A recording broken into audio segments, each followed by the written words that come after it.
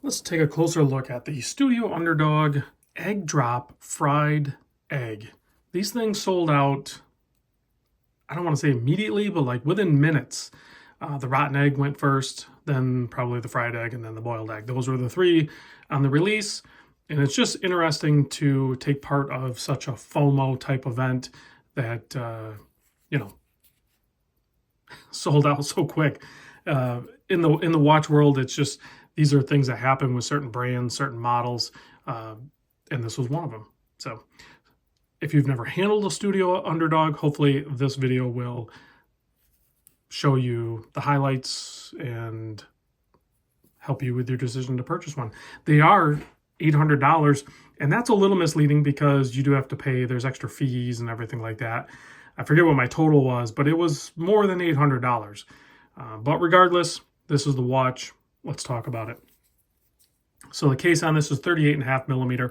The lug to lug is a 44.5 millimeter. You can see that signed, oversized 6.5 millimeter crown, which is perfect for this watch. The thickness 13.3 millimeter. You have a pretty nice boxed and maybe slightly, but mostly just boxed domed crystal. Should be sapphire. 20 millimeter lug opening there. And then this nice leather strap does taper down. You can see there. So the design, the packaging, the marketing is going to be one of the main factors for this watch, as well as the movement. The movement is the Seagull ST1901B. And recently, there were some changes with who and at what quantity these movements could be purchased. Studio Underdog met those requirements, and that's why this movement is in the watch. It is a mechanical. You can see there's a column wheel. So if we go ahead and start this thing, you can see that get going. It is a swan neck regulation type movement. So if you did want to regulate it, you could pretty easily and precisely. I did throw it on the time grapher. It runs with a full wind, healthy amplitude. It runs at approximately +8 seconds dial up on a full wind. So that will change. This movement accuracy will deviate as the power reserve is depleted. The power reserve on this is 50 hours or 45 if you run the chronograph. You can see on the dial there, heavily textured, assembled in Great Britain, and you have one of the subdials being larger, almost like the big eye, in an interesting printing layout.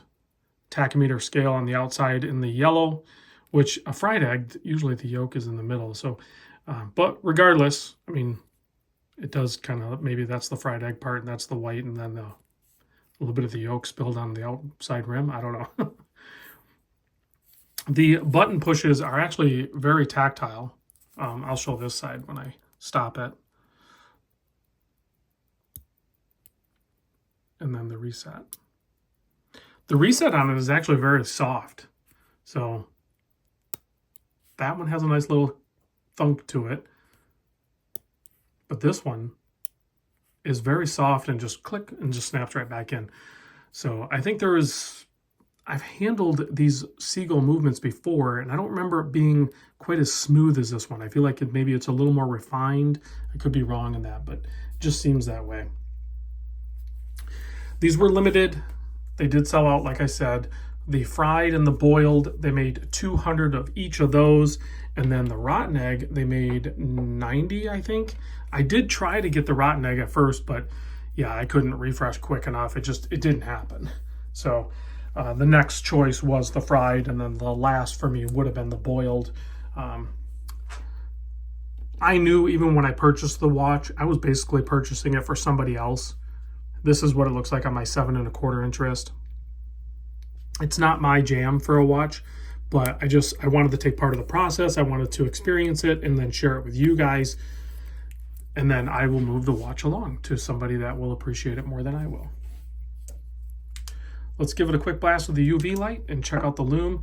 I did a live unboxing of this to show like the packaging. The packaging is awesome.